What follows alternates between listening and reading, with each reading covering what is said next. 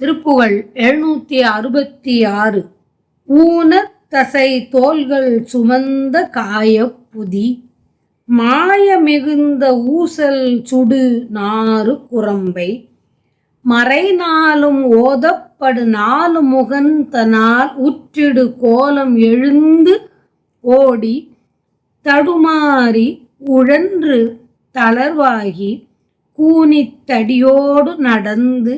ஈனப்படு கோழை மிகுந்த கூலச் சடம்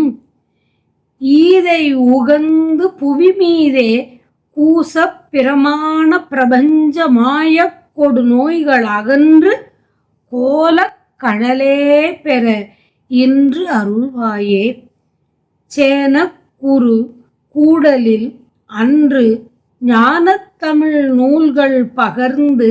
சேனை சமணோர் கழுவின் கண் மிசையேற தீர திருநீறு புரிந்து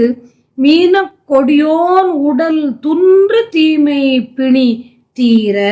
உவந்த குருநாதா காணச் சிறுமானை நினைந்து ஏனல் புனமீது நடந்து காதல் கிளியோடு மொழிந்து சிலை வேடர் காண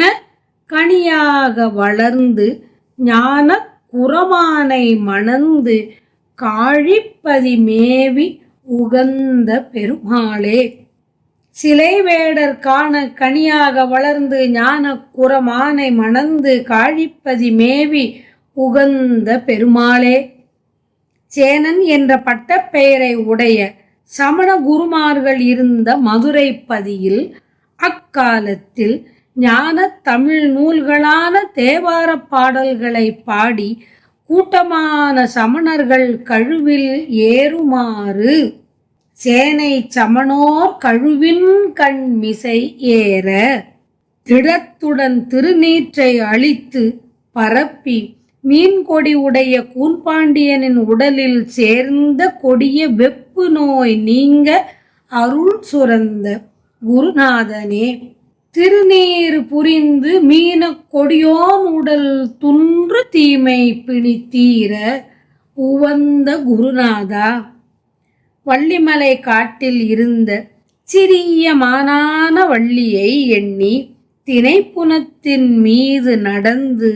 போய் ஆசை கிளியாம் அவளுடன் பேசியும் ஏனல் புனமீது நடந்து காதல் கிளியோடு மொழிந்து சிலை வேடர் காண வேடர்கள் பார்க்குமாறு வேங்கை மரமாக வளர்ந்து நின்றும் அந்த ஞானத்தை உடைய குறவர் பெண்ணை திருமணம் செய்து சீகாழிப்பதியில் விரும்பி விற்றிருக்கின்ற பெருமாளே. அழியும் தன்மை உடைய தசை தோள்கள் என்ற இவற்றை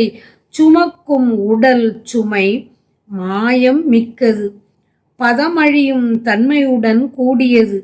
இறுதியில் சுடுகாட்டில் சுடப்படுவது, தீய நாற்றம் கொண்ட கூடு, 4 வேதங்களாலும் ஓதப்படும் நான்முகனால் ஏற்படுத்தப்பட்டு அழகுடன் உருப்பெற்று எழுந்து ஓடியும் தடுமாறியும் திரிந்தும் தளர்ச்சி அடைந்து உடல் வளைந்து தடியுடனே நடந்து இழிவை அளிக்கும் கோழைமிக்க குப்பையாம் இவ்வுடல். இதை மகிழ்ந்து பூமியில் வெட்கப்படும் விதத்தில் செல்வதான இந்த உலக மாயத்தில் தோன்றும் நோய் நீங்க நின் அழகிய திருவடியை அடையும்படி இன்று எனக்கு அருள் செய்வாய் ஆக. அருள் செய்ய வேண்டும் என்று வேண்டியவாறு